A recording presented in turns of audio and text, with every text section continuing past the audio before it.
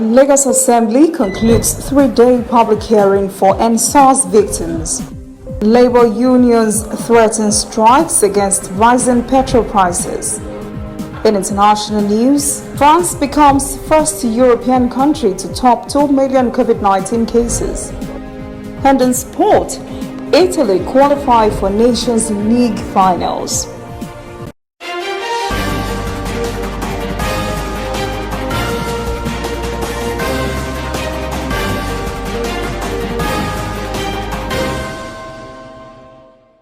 This is ANN News. I am Olajumoke Olatunji. The Nigeria Center for Disease Control (NCDC) has confirmed 146 new COVID-19 cases in the country on Thursday, with Lagos carrying the brunt of the new cases. Of the 65,839 cases so far confirmed in the country, and the CDC says 61,573 patients have been discharged. 1,165 have died of the disease. Lagos posted 62 of the new cases, while the Federal Capital Territory swallows 23. Kaduna gulped 21, while Ogun and Rivers each confirmed 12 cases. 6 other states recorded cases in the single digits. The Lagos State House of Assembly is conducting a three-day public hearing in an effort to determine the level of compensation for some NSAS victims from Lagos Central Senatorial District. A 9-man ad hoc committee was instituted in late October by the Speaker, Mudashiru Obasa, to investigate the level of destruction of property and loss of lives with the aim of determining compensation for the victims.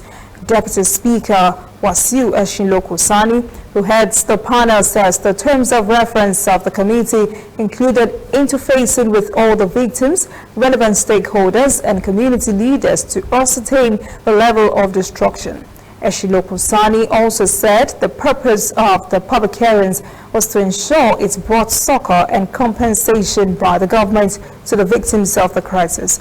The public hearing ends today, Friday, with attention given to victims from Lagos East and Lagos West Senatorial Districts. Those from Lagos Central were heard on Wednesday. Senator Abba Moro from Benue South Senatorial District is called for quick intervention. And a strange disease has claimed more than 17 lives in Owa in Ogadibo local government area of the state. Many residents there are also receiving treatment at different hospitals. The senator says it is regrettable that the outbreak of this mysterious disease has come in the midst of the ongoing coronavirus pandemic that is taking the attention of health experts in the area. As a commiserator with bereaved families, Moro also called on the federal and state governments to take immediate action to prevent the pestilence from escalating.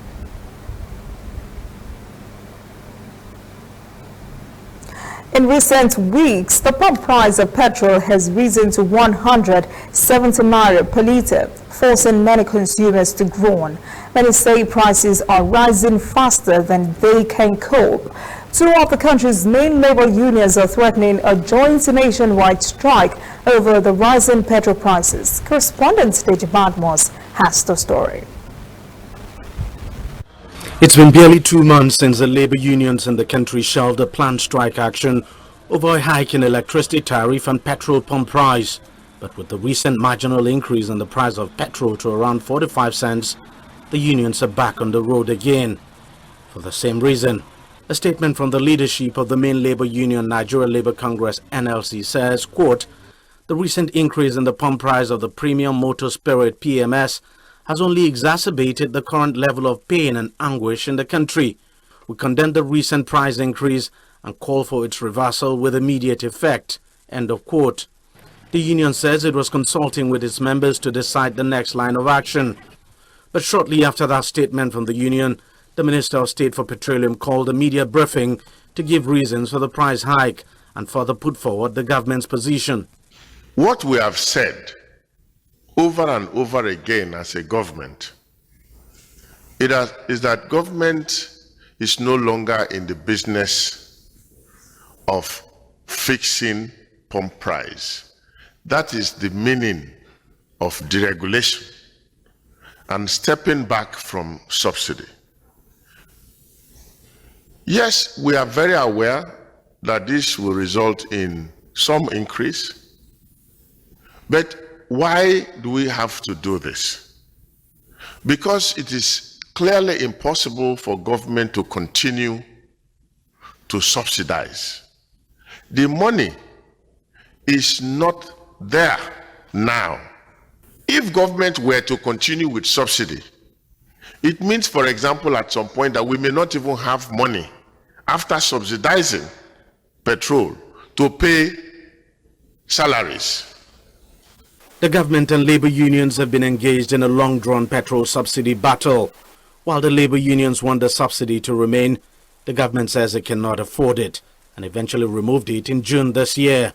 Manufacturers in the country have also backed the government's action. We know that government can no longer maintain its refineries in operation and therefore will continue to depend on import of petroleum products. We want a situation where other private operators are encouraged to invest in the sector, to invest in refining and distribution, so that ultimately the supply will stabilize. And we are sure when that happens, the price will come down. We have seen that in all areas where deregulation has taken place. But the labor unions are not seeing things from that perspective. They say the action will further complicate the hardship caused by the COVID-19 pandemic and rising inflation. This particular issue has been on the table for more than 3 decades, and that the arguments have not changed. Whether it's in the name of full deregulation or it's in the name of subsidy removal, what is obvious is that it's fuel price hike. And these have further eroded the gains of the 30,000 minimum wage because it has spiral effect. Talks are still going on between both sides to resolve the issue, but it's not looking like any side is willing to shift ground, at least not for now. Coming up, African stories. Commercial flights resume between Tunisia and Libya after months of COVID-19 induced suspension. And later, international news. France becomes first European country to top 2 million COVID-19 cases.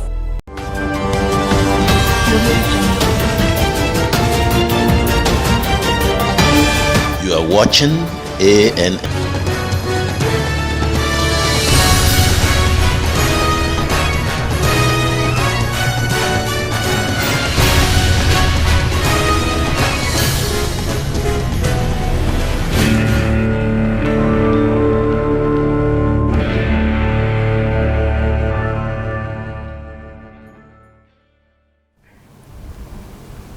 Welcome back. This is ANN News. Flights between Tunisia and Libya were suspended 8 months ago as a result of the coronavirus pandemic. Now authorities in both countries have reopened their airports to each other's commercial flights. Correspondent Adin Chawachi reports from Tunis. The Tunis Carthage Airport Authority has put in place a strict health protocol as it receives more travelers transiting through Tunisia's main airport. All Tunisian and Libyan travelers must comply with the new safety measures. We've decided to resume air traffic between Tunisia and Libya because this is a normal situation between two brotherly countries. I wish stability for our Libyan brothers. I hope they will reach an inter-Libya political settlement. The Ras Asdir border crossing between Tunisia and Libya also reopened for travelers in both directions after a closure of 8 months. Prime Minister Hisham Meshishi declared all measures have been taken to restore life at the border crossings, which had experienced weeks of blockades. He added that economic activities were negatively affected during the pandemic. Tunisia and Libya are one people in two countries, and such border crossing closure for 8 months cannot return or continue, considering the human, historical, and economic relationship between the two countries. We want to limit the impact of this health crisis and its negative effects on economic life. We have prepared with the Libyan side a health protocol that guarantees the safe travel of Tunisians and Libyans. Experts believe the resumption of flights will boost the economy in the two North African countries. Authorities are optimistic the exchange of goods and services is expected to peak in the next 2 months. Exporting local products to the Libyan market is vital to hundreds of Tunisian companies. Tens of thousands of Tunisians work in Libya in different economic sectors. Opening that border and resuming flights will benefit businesses on both sides, especially in border regions which depend on trade between Tunisia and Libya.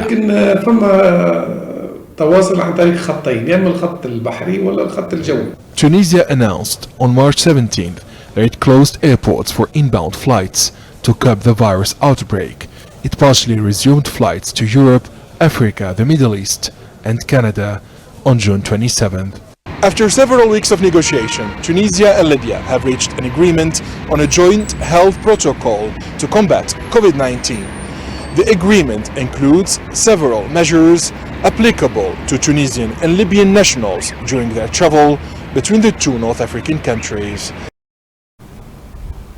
Many Kenya prison inmates stand to benefit from the government's decision to decongest the prisons through rehabilitation programs aimed at curbing COVID-19 spread.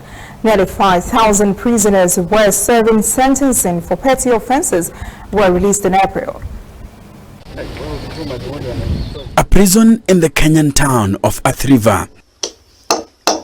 These prisoners here are learning skills like carpentry as they serve their sentences. Vocational training is part of a rehabilitation program helping the government reduce prison populations. Many facilities have been holding inmates beyond their capacity. In most Kenyan prisons, dozens of inmates share one room. The close quarters heightens the risk of COVID-19 transmission. At the start of the pandemic, the government released 4,800 prisoners, prioritizing petty offenders. The period of the corona pandemic, very many offenders have been released. Now, the only challenge that we had is that now moving with them during this, taking them back to the society became a little bit tricky because of maybe the protocols that we are supposed to observe. Plans to decongest Kenyan prisons began in 2017. At the heart of the program is to help inmates reintegrate into society. Prisoners are often viewed as outcasts after they are released. Cyrus Njora is among the beneficiaries. I was sentenced to serve 22 years and therefore I was supposed to leave prison 2029. Njora was jailed for being a member of a car theft syndicate and spent 10 years behind bars. While in prison, he learned the art of tailoring. I saw somebody who has a potential to do great things, because if he could use that skills he was using to steal things, maybe to develop himself, that person can become somebody of great minds. Njora is determined to live up to expectations. He's helping young girls from poor neighborhoods learn how to make clothes, and during this pandemic, masks. Many who are in prison, they are there because of negligence.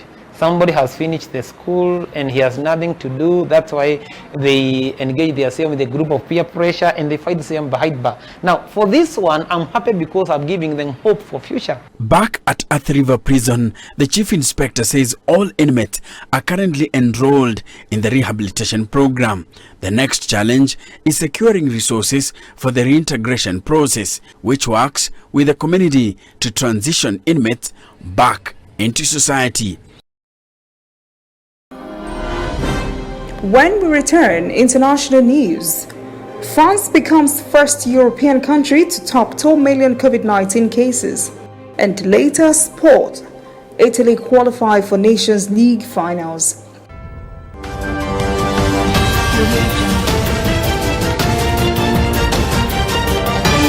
You are watching ANN. Somewhere in the world, every second of the day, news is happening. And of course, Nigeria is bustling with news day and night. That is why ANN doesn't sleep. Our eyes are peeled, wide open, so no story escapes our radar. We stay abreast of world events and happenings at home. We keep you up to the minute in the world of sports. We give you information to stay on top of your investments and all the hard facts you'll need to navigate your day.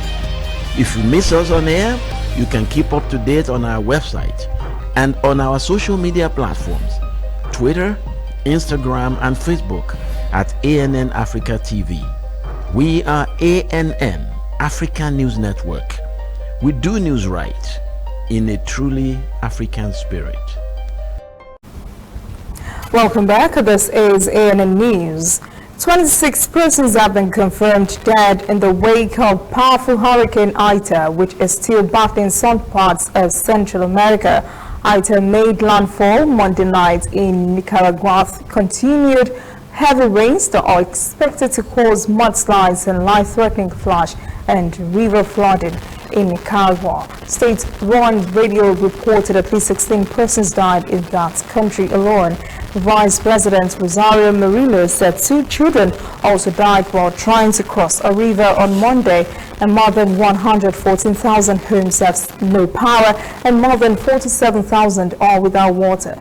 In Honduras, 5 people have died and more than 61,000 persons are now living in shelters.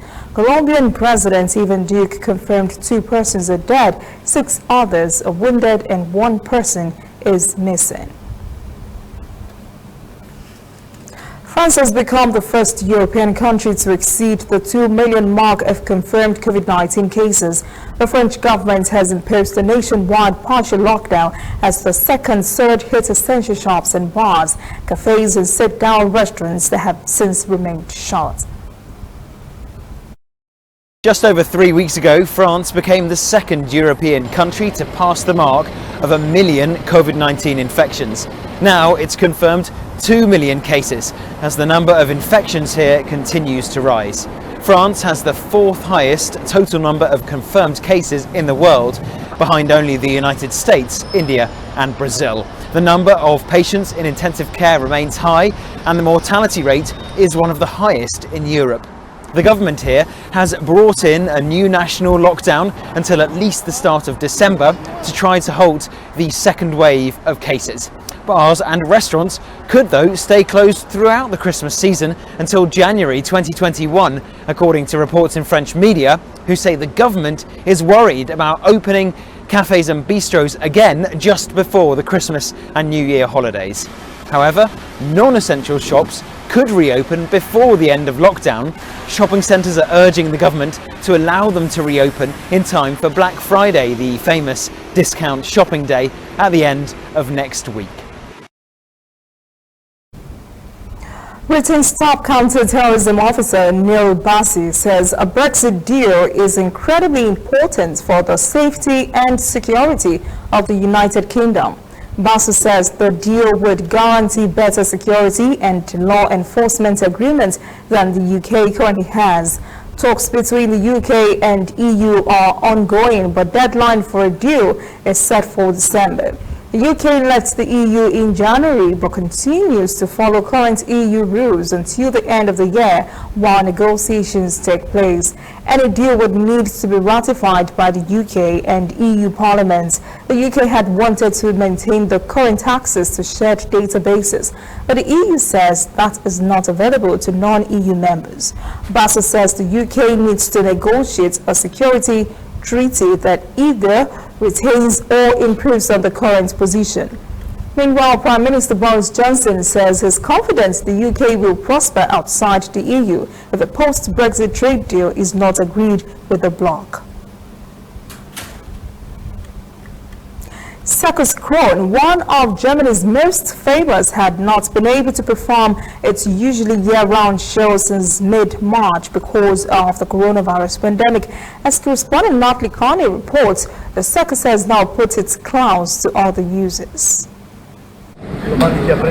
Cars line up here every weekend, not for the quality of the clean, but for what's behind the curtain. Europe's largest circus has swapped grease paint for elbow grease, adapting to lockdown measures that forced it to cancel hundreds of shows. Because of COVID-19, we are not allowed to work since the middle of March. That means everything was cancelled, everything. So we're trying to think of lots of different ideas. For example, our clown wash, the very first clown wash in the whole world.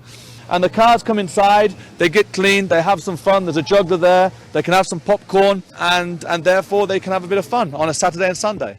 Circus Krone employs 250 people from all over the world. It's been able to adapt its business model with the help of Germany's Kurzarbeit program, which pays a percentage of lost wages to private sector employees if their hours get reduced. It means this family-run business has so far not had to let anyone go. However, some have switched to different roles. Sydney, a former clown from France, normally works behind the scenes. Normally I'm the Hausmeister. The Hausmeister is facility management, I think, in English. But now I make the clown because it's the clown car wash. They need so much clown as possible. I'm making this because the COVID, of course, changed a little bit the situation. And the clown car wash seems to be a gleaming success. It was great. Was meinst du? War super? Es war so perfect. Super toll. This is what should happen everywhere. Being creative. Yeah, it's a great business model and they bring fun to the city, yeah. So. What about your kids? Yeah, they like it. They appreciate it very much. Circus Krone has been here in Munich for over 100 years and is one of the only circuses with its own permanent performance venue.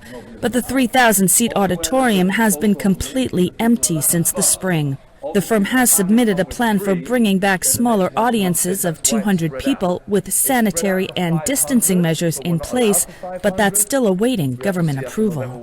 Circus Krone has successfully managed to adapt themselves to these very unprecedented and challenging times, but they do hope to open their show under the big top again come Christmas. That is, if Germany's current lockdown measures can successfully change the upward trend we're currently seeing in coronavirus infections. Up next, sports. Italy qualify for Nations League finals. Please stay with us.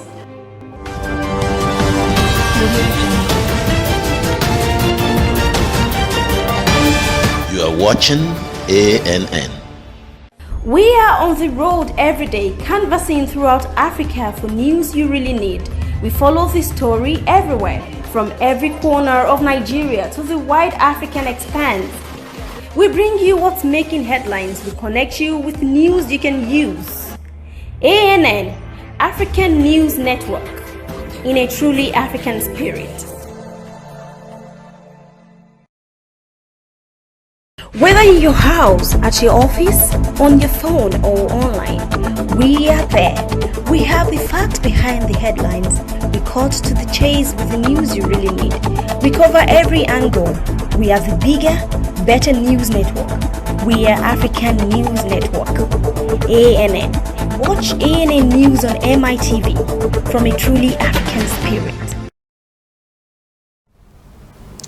Welcome back. This is ANN News. In sport, Italy have reached the last four of the Nations League with a 2-0 win over Bosnia-Herzegovina.